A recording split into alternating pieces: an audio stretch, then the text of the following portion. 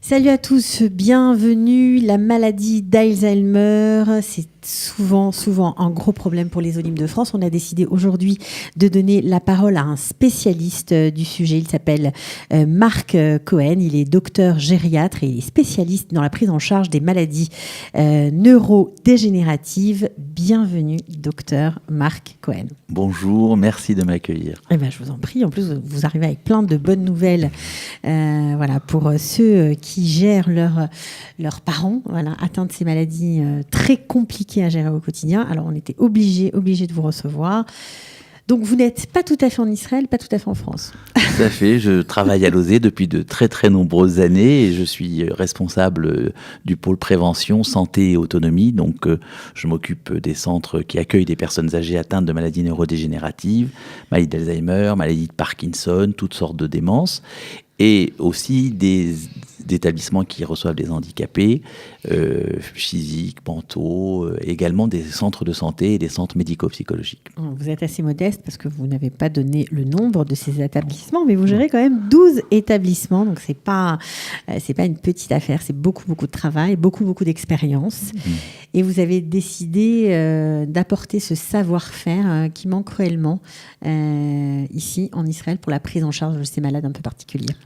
Oui, c'est vrai qu'en France, nous avons eu beaucoup de chance dans la prise en charge de la maladie d'Alzheimer. Il y a eu beaucoup de moyens qui sont donnés depuis le début des années 90, même un petit peu avant, avec le premier gouvernement Kouchner, donc ça fait très longtemps. Parce qu'en fait, c'est un concours de circonstances, on va dire. C'est-à-dire qu'effectivement, il y a deux fléaux qui sont parus en même temps, le sida et la maladie d'Alzheimer.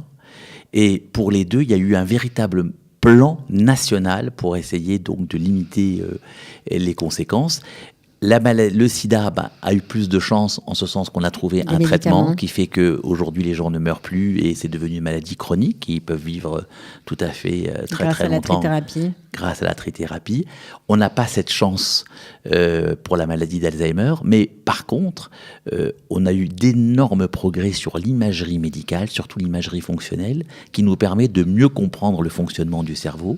Et comme on comprend ce qui se passe, on peut mieux s'occuper des personnes. Et c'est ça qui a changé la prise en charge de la maladie d'Alzheimer.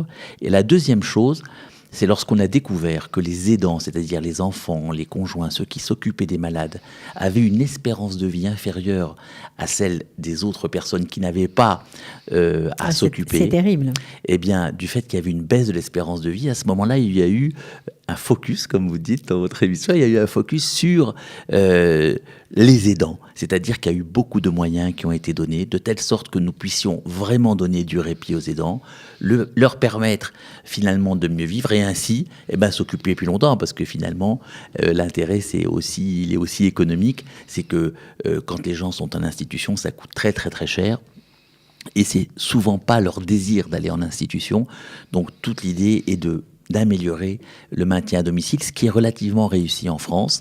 Et l'idée, c'était d'exporter ici, d'autant que c'est une dette que nous avions, puisque nous avons appris ici, en Israël, à nous occuper des personnes âgées. C'est quand même incroyable. Et que ça veut dire qu'Israël a pris du retard, c'est ça, par rapport à la France ? Israël s'est bien occupé des personnes âgées en général pour leur donner une activité, une raison d'être, une raison de vivre après leur retraite et quand ils commençaient à perdre leur autonomie. Mais elle n'a pas eu non plus, c'est pas un pays aussi grand que la France, donc il n'y a pas eu autant de malades, mais proportionnellement, il y a quand même le même nombre et il n'y a pas les mêmes moyens qui sont offerts pour les gens atteints de cette maladie. Ça veut dire qu'il n'y a pas de centre de jour pour accueillir ces malades il y en a un à Tel Aviv, et sinon il y a des accueils de jour, mais qui ne sont pas médicalisés. C'est plutôt occupationnel. Donc on propose certaines activités. Il n'y a pas beaucoup de progrès. Moins que quand c'est professionnalisé. C'est sûr. Alors, vous avez décidé de mettre de votre temps, de votre énergie et surtout de vos compétences pour aider les malades au sein du centre Frankfurter, dont on voit les photos juste derrière nous. Donc, le centre Frankfurter se trouve à Jérusalem, en plein cœur du beau quartier de Baka. Exactement, c'est un centre magnifique. Je l'ai connu grâce au Joint. puisque je travaillais avec le Joint, l'OSE et beaucoup d'institutions ont travaillé avec le Joint. On a développé beaucoup de programmes dans les pays d'Europe de l'Est, en particulier pour la maladie d'Alzheimer. On a fait ça avec le Joint. Et on a connu à ce moment-là le centre francforter et on a commencé des programmes également pour aider les francophones âgés à acquérir la langue. Alors là, c'est carrément autre chose parce que vous avez approché le ministère de la Santé israélien, vous leur avez proposé un plan carrément et puis vous avez fait un état des lieux sur la maladie d'Alzheimer et il y a eu, grâce à vos travaux, une prise de conscience. Je ne dirais pas ça. Entre non, autres. ça serait vraiment exagéré. Pas du tout. Moi, je le dis, c'est pas grave. Je dis que effectivement, l'équipe française a facilité les relations entre les deux ministères, Israël, donc les représentants du ministère de la Santé ont visité tout ce qui avait d'innovant en France. Ils ont trouvé ça déjà pas mal. Très intéressant et donc ils sont d'accord pour tenter d'appliquer ce type de programme, c'est-à-dire la prise en charge médicalisée des patients et aussi l'aide aux aidants qui nous paraît vraiment un élément très important. Alors on sait qu'en France, vous m'avez dit en préparant l'émission qu'il y avait 140 centres qui prenaient en charge des patients atteints de cette maladie. En proportion, ça fait combien de centres qu'il devrait y avoir ici ? En gros, si vous voulez, on est à peu près 10 fois moins nombreux, la population en Israël. D'accord. Donc il faudrait 15 centres en Israël, ce serait bien. Ça permettrait vraiment une distribution équitable sur tout le territoire, ce serait magnifique. Aujourd'hui, on en a combien ? Aujourd'hui, de centres médicalisés, il n'y en a pas. Voilà. Il y a juste un hôpital de jour. Alors, de centres médicalisés, il n'y en a pas, mais il y a quand même une réforme, on peut dire, quelque chose qui va vraiment changer, qui est très important. Et c'est aussi pour ça qu'on a tenu à vous recevoir aujourd'hui. Donc, on est très content que vous soyez là. Racontez-nous ce qu'il s'est passé avec le centre francforter, notamment. Tout à fait. Ce qui est tout à fait nouveau, c'est que le centre francforter avait un agrément d'accueil pour des personnes âgées en perte d'autonomie. Donc, ce sont des évaluations qui sont faites en général à domicile pour ces personnes-là et on va leur donner la possibilité d'avoir un service 1 fois, 2 fois, 3 fois par semaine, d'être accueillis dans ce centre. Il faut savoir que il y a, comme en France, une évaluation du degré de la dépendance et il va y avoir des services en fonction et de la dépendance et des revenus des personnes. Donc c'est comme ça que ça marchait, c'était un centre social, c'est-à-dire que beaucoup de bénévoles, beaucoup donc de volontaires et 50 personnes à 60 personnes accueillies par jour, une moyenne d'âge quand même assez élevée, autour de 82-83 ans, et en général des personnes qui n'avaient pas de troubles cognitifs importants. Ça c'est très important, il fallait qu'elles aient toute leur tête. Ce qui est nouveau depuis quelques mois, c'est que la ville de Jérusalem a donné un agrément pour les maladies neurodégénératives. Et pour les malades d'Alzheimer, forcément. Donc c'est pour les malades d'Alzheimer en particulier. Également les malades de Parkinson, parce que je vois que, j'en ai déjà vu pas mal, ça fait 4 mois que je suis là et il y a eu pas mal de patients qui ont une maladie de Parkinson. Simplement, il n'y a pas la culture encore. Déjà en France, le premier centre a ouvert en 2000, ça fait 18 ans, et on n'a pas réussi à le faire connaître aux médecins qui voient les malades, à leur donner l'idée de l'adresser leurs patients. Alors ici, c'est encore plus difficile, personne ne sait que ça existe. Ça fait qu'aujourd'hui, sans publicité, il y a déjà 7 inscrits, on a encore de la place. Des francophones ? Aujourd'hui, il y a une personne francophone. Mais il y a de la place pour d'autres. Mais il y a de la place et on pourrait faire, si vous voulez, les gens ne viennent pas tous les jours, donc en fait, on pourrait avoir une file active au moins de 30 personnes. Et donc, à mon avis, 30 personnes, on répondrait aux besoins du territoire, en tout cas. Donc ça veut dire, si je me mets à la place de ceux qui nous écoutent peut-être aujourd'hui, qui nous regardent, qu'est-ce que ça veut dire concrètement pour eux ? Qu'est-ce qu'ils peuvent faire s'ils ont un parent atteint et comment l'aider au maximum, ce parent ? Alors, là, je vous parle de l'espoir, parce qu'aujourd'hui, le centre fonctionne. Oui. Il y a une assistante sociale qui coordonne.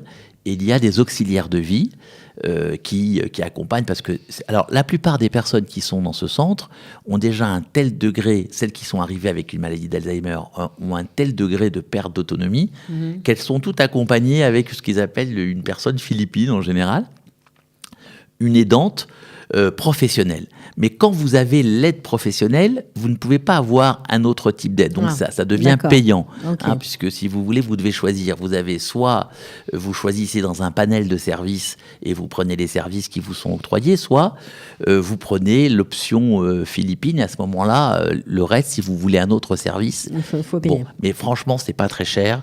En tout cas, comparativement à la France, c'est pas cher.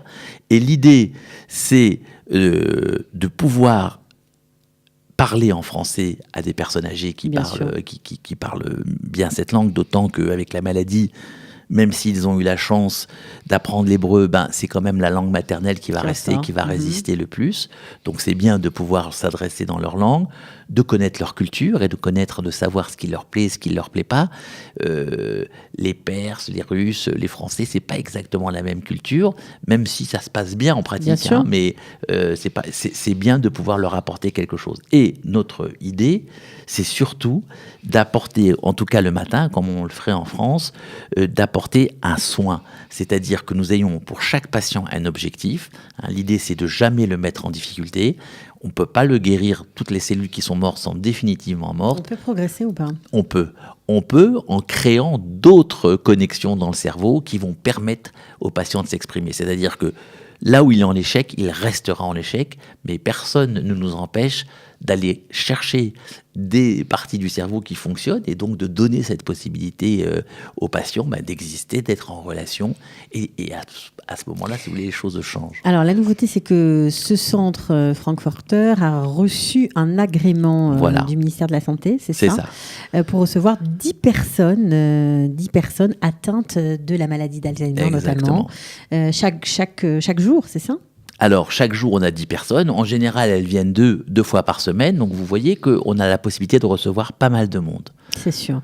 Alors, l'objectif de monsieur Marc Cohen, quel est-il ? Mon objectif, c'est essayer de transmettre ce que j'ai eu la chance d'apprendre en France et de le proposer à la population israélienne. C'est-à-dire que, d'une part, apporter un soin et ne pas abandonner les gens, car comme je vous le disais tout à l'heure en off, les personnes sont très bien suivies quand il y a une pathologie aiguë, lorsqu'ils tombent, lorsqu'ils ont des troubles de comportement en Israël. Ils sont très très bien suivis. Moi, je n'ai pas vu de différence avec d'autres pays. Par contre, sur le chronique, je trouve que c'est un petit peu moins bien. Il y a visiblement beaucoup moins de médecins, beaucoup moins de gériatres, et c'est très difficile donc de trouver des médecins qui vont pouvoir s'occuper du suivi au long terme d'une maladie qui est chronique. Et plus on va s'occuper des gens, et plus ils vont vivre longtemps. C'est-à-dire qu'aujourd'hui, ils vont pas avoir une espérance de vie inférieure si on s'en occupe bien. Donc ça va durer quand même 15-20 ans. C'est long, c'est épuisant pour les aidants.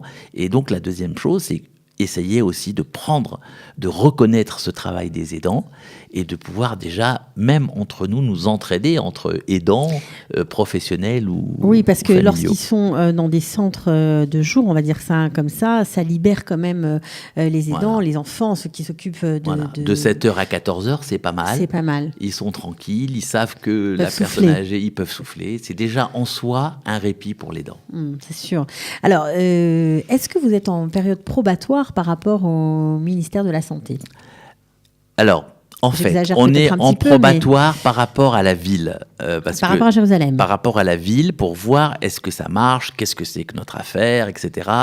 Il y a déjà quand même une confiance dans la directrice, qui est une femme extraordinaire, Madame Simazini, qui se donne corps et âme pour ce centre.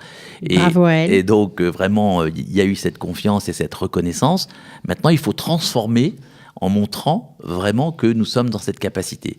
Et là où le bas blesse, c'est qu'il n'y a pas les moyens que nous avons en France pour ces objectifs. Donc, alors, qu'est-ce que vous avez besoin vous avez besoin de recruter du personnel qualifié ? Alors, on n'a pas de budget. Donc évidemment, c'est gratuit. Donc, c'est très simple. Et les gens payent très peu, donc on ne peut pas avec l'argent, avec la participation. Il y a une participation de l'État qui doit être autour de 112, 114 shekels. Et les personnes vont participer autour de 25 ou 30 shekels. Donc, ce n'est pas des sommes énormes pour pouvoir payer des professionnels. Mais ce que je pense, c'est qu'il y a beaucoup de gens de mon âge qui sont ici, qui ont envie de faire des choses qui ont du sens, qui ont des métiers, les psychologues, les psychomotriciens, les ergothérapeutes, les art-thérapeutes, enfin toutes ces personnes qui ont eu une expérience, soit auprès des malades mentaux, soit auprès des personnes âgées atteintes de ce type de maladie, et il y en a de plus en plus, à ce moment-là, s'ils veulent bien donner 2 heures, 3 heures par semaine, en fait, 1 heure suffirait. C'est-à-dire que la capacité pour une personne atteinte de maladie neurodégénérative de se concentrer ne va pas dépasser 15 minutes. Donc c'est le temps de la mettre en confiance, de préparer le groupe, que tout le monde se présente, et puis ensuite on a un objectif, on veut faire passer un message pendant cette heure-là. En fait, on n'a pas besoin de beaucoup. Mais si on arrivait à faire ça, on changerait complètement Donc ça peut être, pourquoi pas, en plus de son activité. Et puis si ça marche, parce qu'en général, quand le docteur Marc Cohen est dans les parages, ça devrait marcher. Si ça marche, ça pourrait devenir quelque chose de plus professionnel. Exactement. Ça veut dire rémunéré dans quelques années, peut-être avant. Si on prouve, à mon avis, on pourrait, parce qu'on a une écoute favorable et parce que le gouvernement israélien et le ministère de la Santé a décrété que la maladie d'Alzheimer était une priorité de santé publique. Donc, c'est normalement, on devrait... Il a décrété pour cette année-là ? Cette année. 2018 ou 2019 ? Non, mais oui, 2018. Oui. Ok. Donc, si ça se fait de façon professionnelle, ça change tout forcément. Mais si, en plus, vous avez déjà commencé avant, vous serez dans la place. Donc, c'est maintenant qu'il faut se manifester. Comment on fait pour, si des psychologues, des ergothérapeutes et toutes les professions que vous avez citées sont intéressés à travailler avec vous, comment on fait ? Alors, travailler bénévolement, je répète, pour commencer. Pour commencer, donc il y a 2 possibilités. Soit c'est de s'adresser directement au centre. Au centre Frankfurter. Voilà, je peux vous donner toutes les coordonnées. On va les mettre sous la vidéo. Voilà, donc on a une adresse mail qui est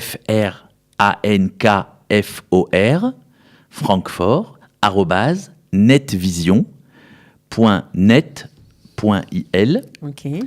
Le téléphone du centre, c'est le 02 67 14 84 8. L'adresse du centre, c'est le 80 derrière Bethléem, c'est à Baka, à Jérusalem. La travailleure sociale, on peut dire comme ça, qui s'occupe de cette partie patient avec maladie neurodégénérative, s'appelle Liat, elle a une formation d'assistante sociale, et on peut l'appeler et lui demander un rendez-vous. En ce qui me concerne, je suis là 1 semaine par mois, donc c'est elle qui prépare les rendez-vous qui sont déjà on sait qu'une semaine par mois, on peut rencontrer en français, ça c'est quand même génial, un spécialiste de ces maladies, ces pathologies assez lourdes, pour être conseillé, pour voir ce qu'on peut faire, parce que même au niveau du conseil, c'est pas toujours évident en Israël quand on n'a pas la langue aussi, ou quand on est, ne serait-ce que de parler la même langue, ça met en confiance tout simplement, et puis de connaître votre expérience aussi. Alors vous m'avez confié de façon amusante, un peu comme ça, c'est que vous venez du Maroc. Oui, tout à fait. Et donc vous parlez l'arabe. J'ai cette chance de parler arabe, et ça me sert parce que le personnel parle souvent arabe. Et il est très touché de voir qu'on peut lui faire une formation en arabe. Donc vous formez le personnel arabe du centre. En tout cas, j'en parle avec eux. Bon, ils parlent en hébreu aussi. Non, bien sûr. Mais ils sont contents parce que c'est quand même particulier.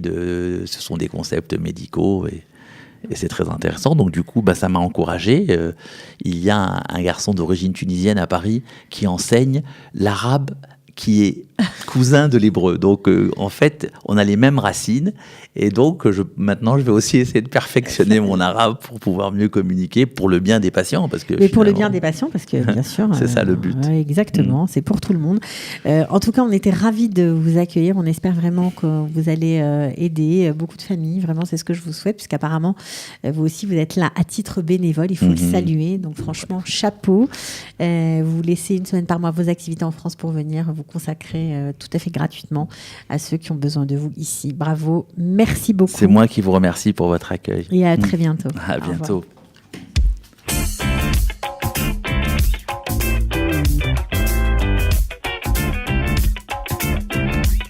Les professions réglementées, les équivalences, les nouveautés qui vous concernent, on vous dit tout dans les dossiers Qualita. Les dossiers Qualita, pour en savoir plus sur l'ALIA.